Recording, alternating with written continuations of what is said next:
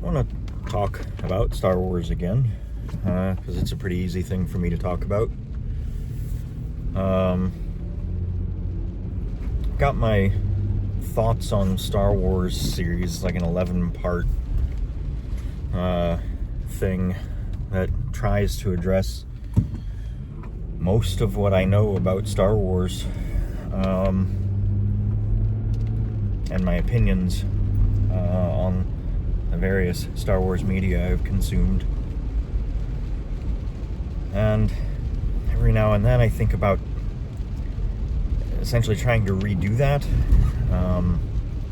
better, like organized better, so that the titles of the videos can be more specific than, part 1, part 2. You have an idea of what the content of each video is, something like that. But then also I get like new thoughts and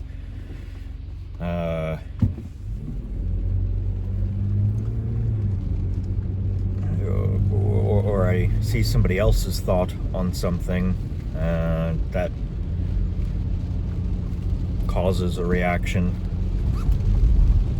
in my head. And so maybe that's what I'm thinking about most right now. I don't think I've put the video up yet, but I talk about how Austin Archer, a content creator who's usually, or whose stuff I've seen is usually political, and which I agree with.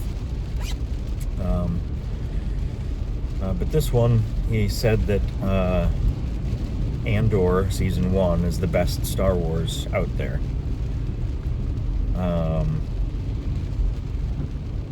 And I like Andor. I think it's really good. I even really like the second season. But I don't agree with all of their choices, and I think there were some places where the choices they made were awkward. Like how Andor behaved in some of the early deals, like reacting to people.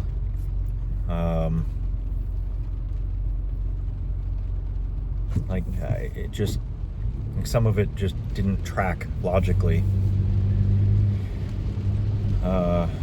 Maybe that's my own difficulties with understanding how other people think, but it stood out to me enough in the show that that it detracted from my immersion in the story.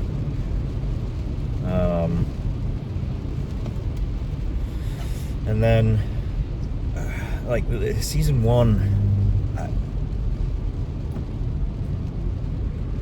I feel like the show just shouldn't be called Andor.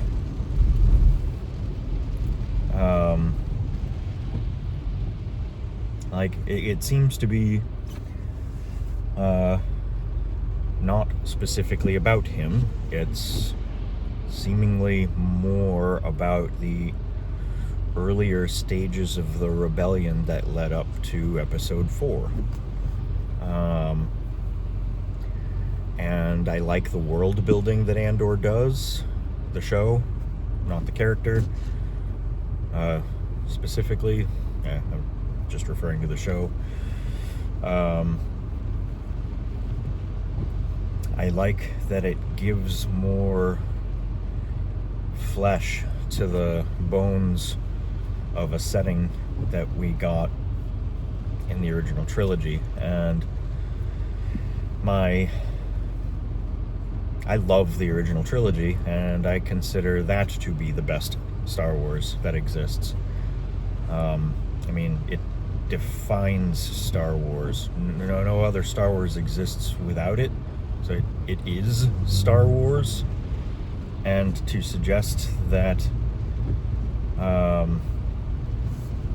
any of the supplemental stuff is better than the originals is rough for me. But I also acknowledge that the originals have distinct flaws. Lucas is extraordinary at telling a story, making it emotionally engaging.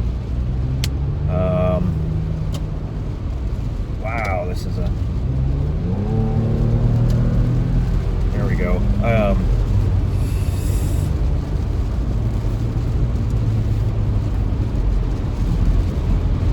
The original trilogy is a level of wonderful that is hard to imagine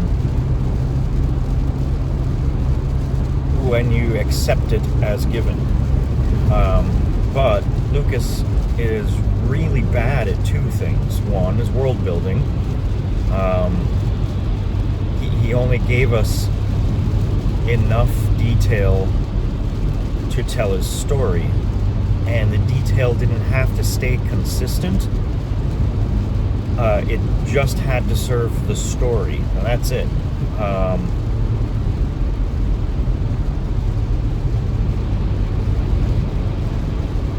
And he's like really, really bad at logic, precision in something that is, well, reasonable. I mean, the obvious example, of course, is parsec and his lack of understanding of what that word means. Another one is using sublight engines to travel between solar systems. You know, sublight means you're traveling slower than the speed of light, and that would mean that the journey between solar systems would take literally years. And I don't think the Millennium Falcon had the kind of supplies necessary for them to have survived for years, and I don't think that Boba Fett and Vader were waiting for Han on Cloud City for years. Don't think Luke was training for years.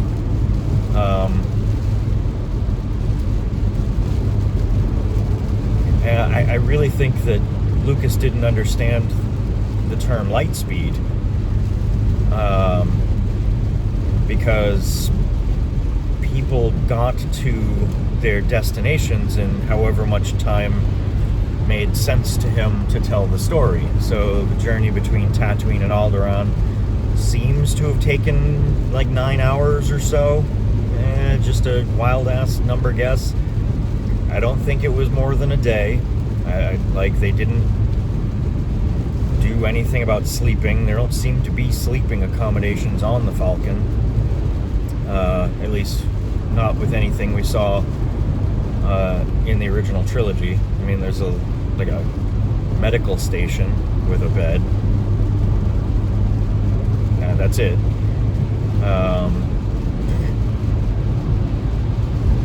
And it took long enough for Obi-Wan to train him, for them to play a game of that holo chess, which I'm now feeling bad that I don't remember the actual name of. But we get the idea, at least, that it's a few hours.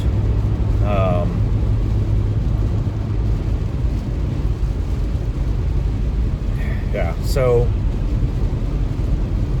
when I estimated the speed, because I created a tabletop role-playing game setting for Star Wars, and used 9 hours as my estimate for the time, and used one of the star maps that's out there for the distance between Alderaan and Tatooine, it realized that the Millennium Falcon was, and I adjusted my time estimate to make this fit better. I had it set as the Millennium Falcon traveling 1,500 light years per second.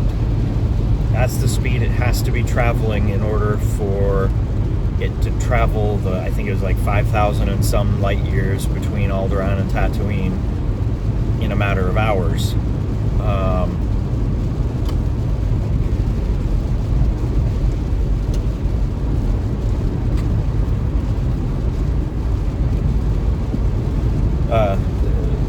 So I liked that result because it would mean that if you use light speed as a slang term for 1,000 light years per second, and maybe that's the average speed a starship can manage, and when Han says I can make 0.5 past light speed, he's saying his ship can go 1.5 times the average speed of a starship.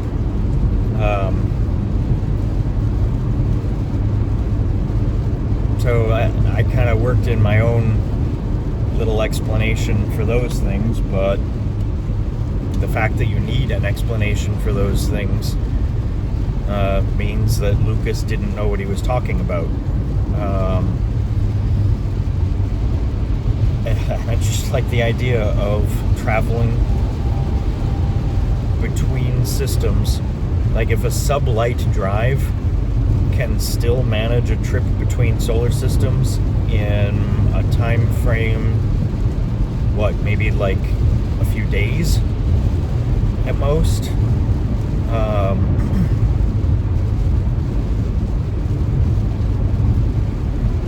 Yeah.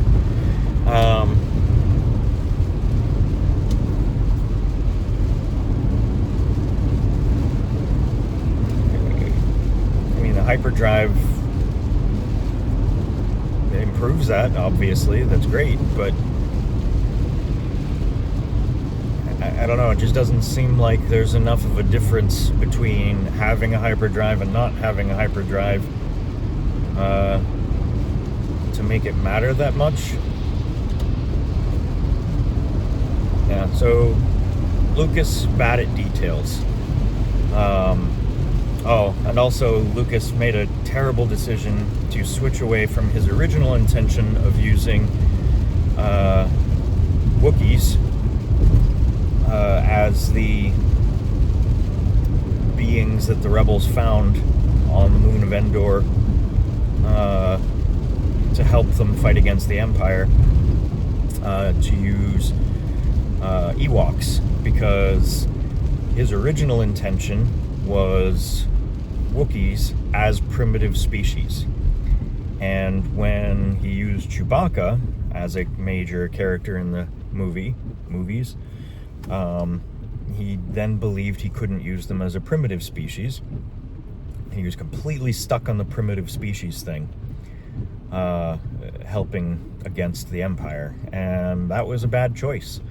He already had the idea that Han gained loyalty from from Chewbacca specifically, by rescuing him from slavery to the Empire. That idea has been around since the original trilogy. And all he had to do was say that the Empire had a gigantic slave labor force of Wookiees on the moon,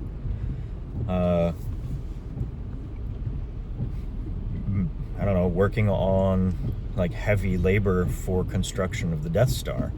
Obviously, you don't keep the Wookiees on the Death Star because they're a major danger. But on the moon, there's a ready source of food for them. They can hunt for food on their own. And you can fit them with location stuff and shock collars or explosive collars or something. I don't know. I guess shock collars makes more sense, since you want to be able to punish without losing your slave labor. And then the rebels are like, oh, look, this is a thing we can do. Let's make this situation better. And then Wookiees are way more believable as a force that can take on stormtroopers. Like, even in Return of the Jedi, you see a stone arrow bounce off of a panicking stormtrooper's armor. Like, their attacks aren't useful. Their traps are kind of ridiculous and unbelievable. So Lucas made plenty of mistakes in the original trilogy, in my opinion.